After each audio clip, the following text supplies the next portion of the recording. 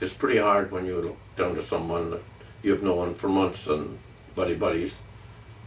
And you have to be buddies because when you're in action and that, and even training, you have to depend. He depends on you and you depend on him. You watch for his welfare and he watches for your welfare at the same time. So you got a kind of a bind in there, bond between the two men that it's very, very hard to understand. When you're in danger to that point and training, and you know that what you're getting into, your chances are very, very small of coming out alive with anything else. So when you see someone like that, killed, it's very difficult for you. You've got to get over it, but it's very, very passive. You see, you're not supposed to think of these things because when your mind isn't on what you're doing is the worst time.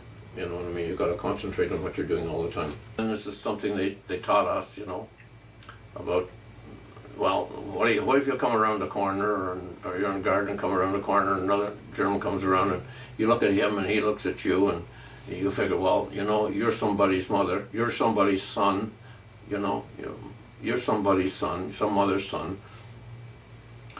You take a look at him and say, well, will I kill him or will I shoot him? He says, you don't do that.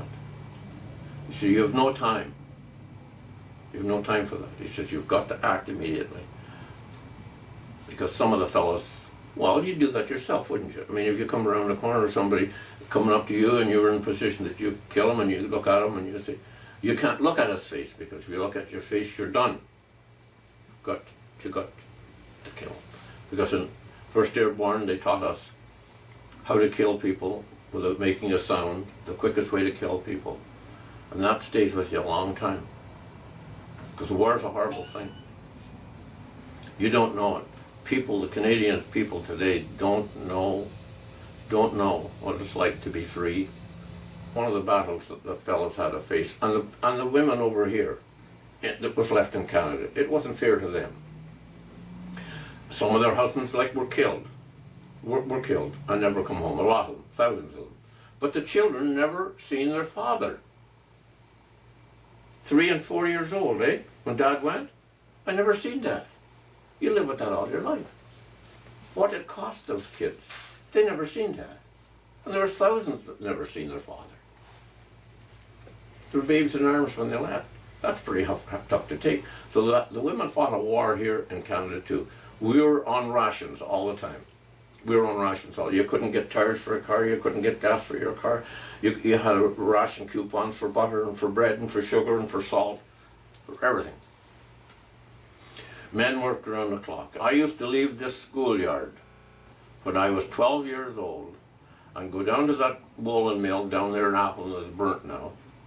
And I'd run home from here, bicycle home here at 4 o'clock, and I'd go in the mill and I'd work at the mill till 8:30 or 9 o'clock for 15 cents or 20 cents to help out because they were on the war.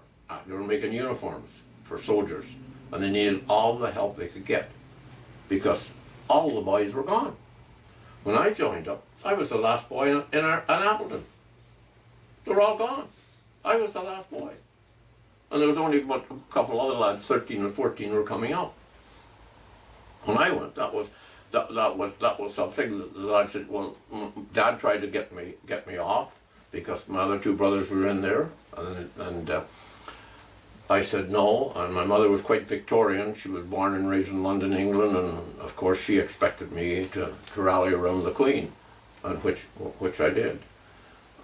But that's what went on, and there were very few left, and then the women took over.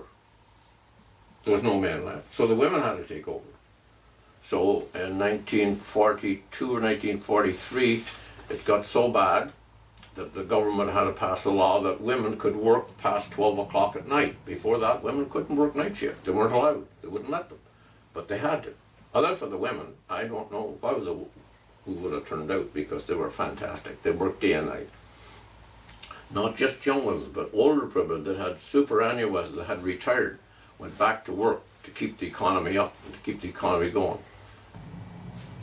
But this country was bought with a price, and a severe price they paid for it.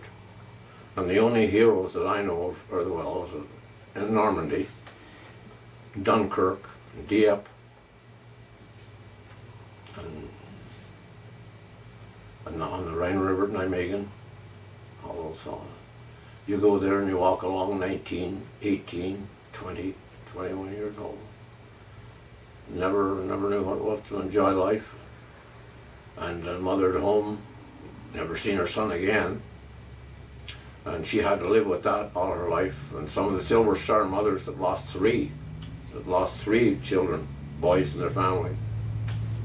How do you pay a debt like that? And just like the Lord said, you know what I mean, that we have a debt that we cannot pay. For He paid our debts. That's what it is. They paid our debts. And we can't repay that. We can't repay them, what they've done to us. So, and I hope that you people never have to see it or go through it. Maybe someday you will. I don't know. I certainly hope you don't.